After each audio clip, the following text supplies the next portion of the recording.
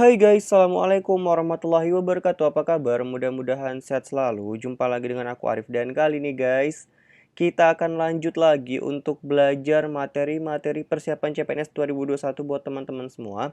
Kali ini kita bakal kupas tuntas materi TWK HOTS ya, dengan pembahasan integritas. Jadi buat teman-teman silahkan simak videoku sampai dengan selesai. Oke teman-teman, seperti biasa sebelum kita ke informasinya, jangan lupa untuk klik tombol subscribe dan klik juga tombol lonceng di sampingnya, biar nanti kalian dapat notifikasi kalau aku udah upload video-video terbaru. Share juga videoku ke teman-teman kalian, dan jangan lupa juga untuk follow ke Instagramku di @muhammadarifm.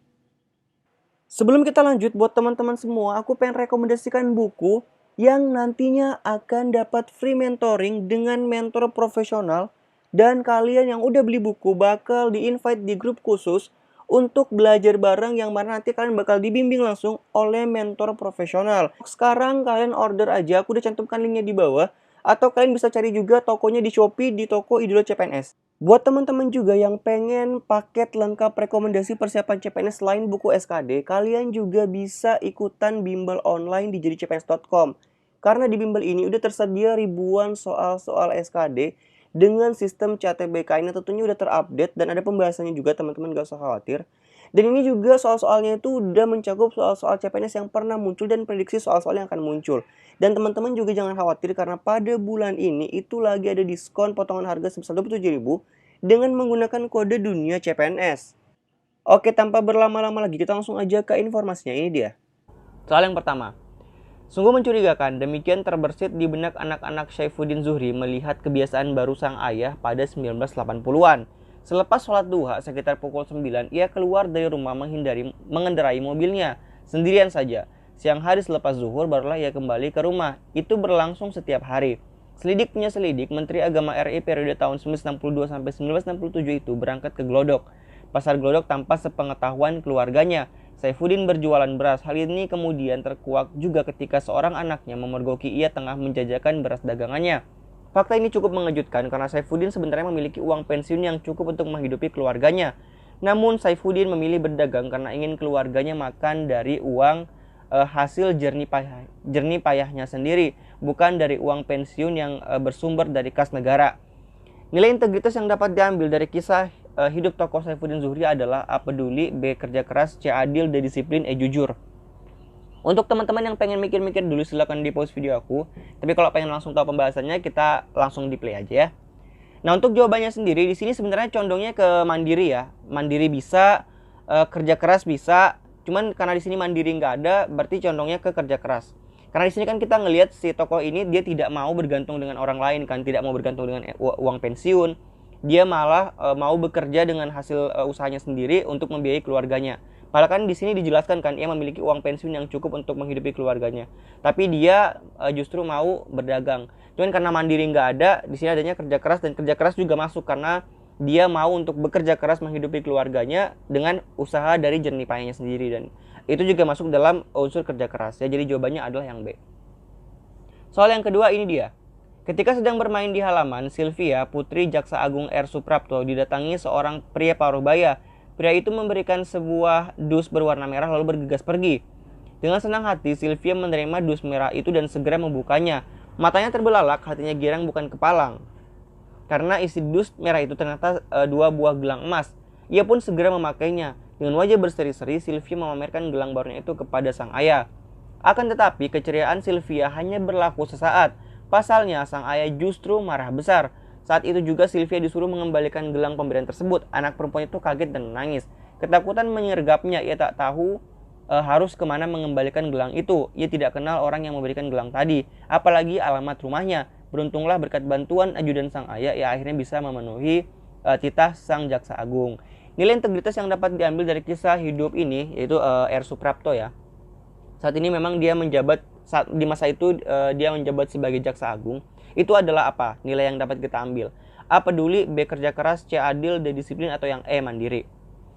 Jadi jawabannya atau pembahasannya adalah yang D. Disiplin. Jadi kalau kita ngelihat pada tokoh ini, dia dengan tegas mengatakan kepada anaknya bahwa kita, ini ya nilai-nilai yang bisa kita ambil adalah jangan menerima pemberian dari orang yang nggak dikenal, apalagi kita nggak tahu maksud dan tujuannya apa. Di sini kan tegas ya. Bapaknya ini atau tokoh kita, si bapak yang menjabat sebagai Jaksa Agung R. Suprapto, itu justru marah ketika anaknya menerima pemberian dari orang yang gak dikenal, apalagi berupa barang mewah kan, karena takutnya itu adalah sebuah penyuapan dan nanti justru mempengaruhi kredibilitas sang ayah. Makanya ini kita bisa ngelihat bapaknya ini sangat-sangat tegas dan bertindak sebagai seorang yang disiplin. Ya, jadi jawabannya adalah yang D. Soal yang ketiga ini dia. Suatu ketika saat berjalan-jalan keliling kota, Bung Karno berhasrat membeli duku. Tri, aku ingin duku, kata Bung Karno kepada Putu Sugianitri, ajudan yang menemaninya. Uangnya mana? Tanya Nitri. Bung Karno menjawab, singlah pis, aku tak punya uang.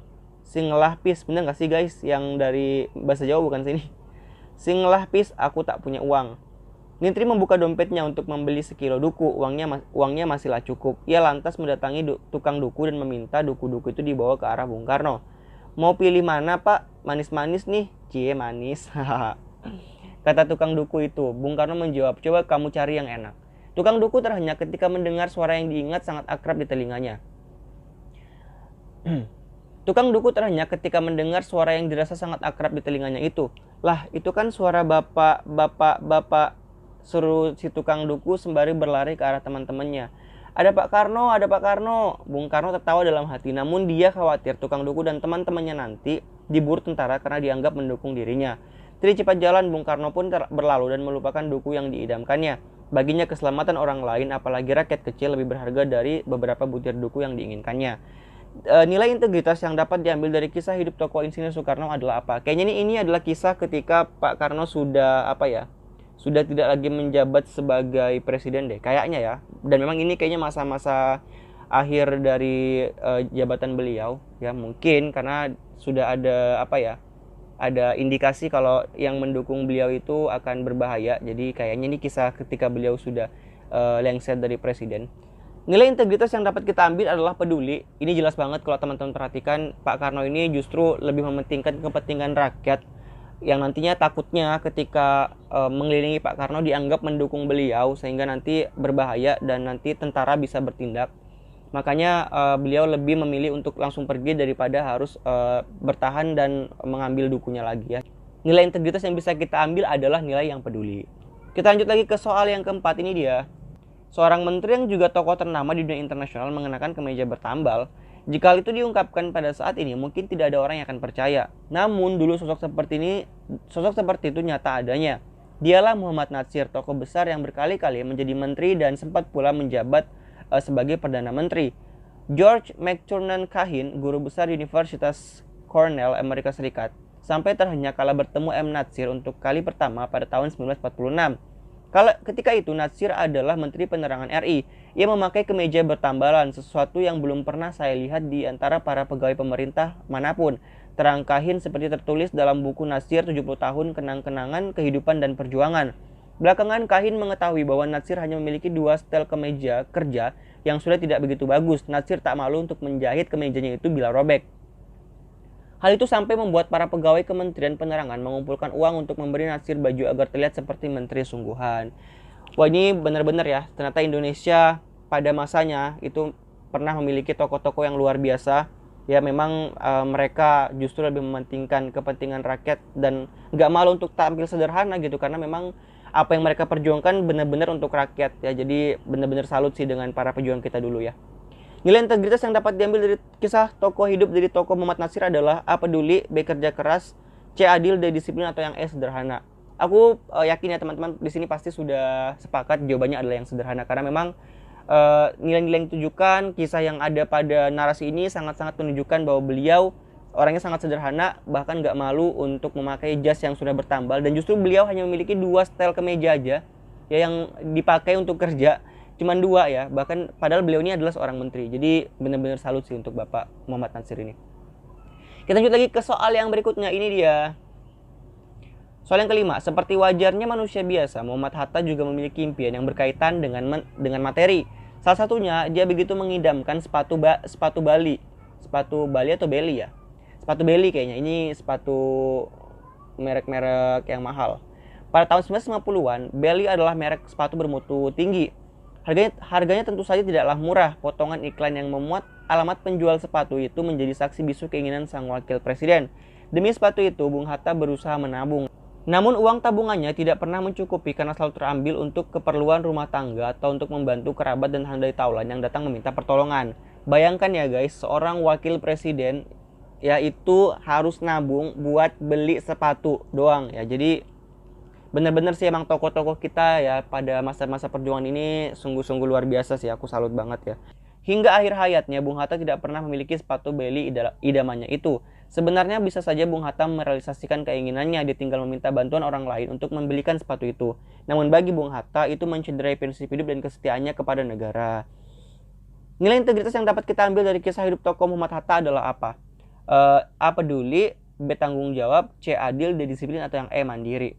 Jadi jawabannya adalah yang mandiri ya. Kita bisa lihat pada soal juga disebutkan Bapak Muhammad Hatta ini lebih memilih untuk menabung, padahal kalau misalnya dia pengen, itu dia tinggal meminta bantuan orang lain untuk membelikan sepatu itu. Nah, untuk teman-teman yang bingung juga, sebenarnya 9 nilai integritas itu ada di mana? Itu ada di buku yang diterbitkan oleh KPK. Jadi 9 nilai integritas itu apa aja? Yang pertama adalah jujur, lurus hati, tidak berbohong dan tidak curang. Kemudian peduli, itu mengindahkan, memperhatikan atau menghiraukan orang lain. Lalu mandiri, tidak bergantung kepada orang lain. Disiplin, taat terhadap peraturan baik yang tertulis maupun tidak tertulis. Kemudian tanggung jawab, siap menanggung akibat dari perbuatan yang dilakukan atau tidak buang badan. Kemudian ada kerja keras, gigih dan fokus dalam melakukan sesuatu, tidak asal-asalan. Lalu sederhana, bersahaja, tidak berlebih-lebihan. Kemudian ada berani, mantap hati dan percaya diri, tidak gentar dalam menghadapi bahaya, kesulitan, dan sebagainya. Dan yang kesembilan adalah adil, itu berlaku sepatutnya dan tidak sewenang-wenang. Jadi ini adalah 9 nilai integritas yang memang sedang ditanamkan oleh KPK untuk diterapkan di dalam kehidupan bermasyarakat di Indonesia ya. Buat teman-teman semua yang pengen mulai latihan-latihan soal dengan menggunakan simulasi CATBKN, ya yang sudah sesuai dengan kisi-kisi Permenpan RB terbaru, teman-teman bisa langsung aja daftar di dcpns.com karena seperti yang teman-teman lihat di sini, kalian itu nanti bisa mengerjakan latihan soal yang udah sesuai dengan kisi-kisi. Waktunya juga ada hitungan mundurnya ya. Di mana soalnya udah ada 110 dan ini udah include soal radikalisme. Jadi teman-teman semua gak usah khawatir. Ini adalah website yang pas banget buat teman-teman semua untuk mulai ngelatih mengerjakan 110 soal dalam waktu 100 menit ya. Teman-teman yang pengen daftar langsung aja klik linknya di bawah di jadicpns.com. Oke guys, jadi mungkin itu aja video pembahasan kita pada kali ini. Mudah-mudahan bermanfaat dan jangan lupa untuk subscribe channel aku biar teman-teman nanti akan selalu dapat notifikasi kalau aku update konten-konten terbaru. Terima kasih sudah menyaksikan dan insya Allah kita akan jumpa lagi pada video selanjutnya. Assalamualaikum warahmatullahi wabarakatuh dan sampai jumpa. Bye-bye.